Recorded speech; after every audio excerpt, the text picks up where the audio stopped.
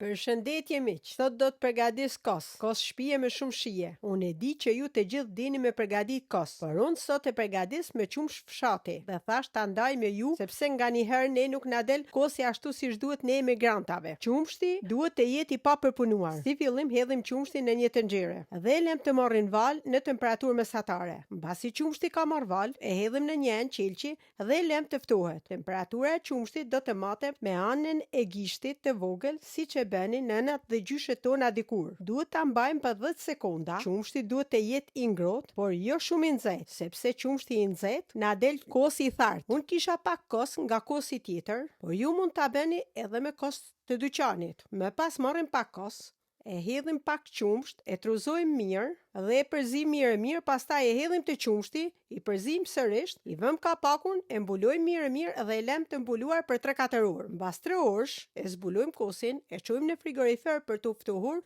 për 3-4 orë. Mbas 4 orësh, kosin e kemi gati, është ftohur, ka dalë shumë i mirë, i trash me të kënaq. Kjo pra ishte receta ime për sot, shpresoj t'ju ketë pëlqyer. Ju bof mirë nëse e provoni. Faleminderit.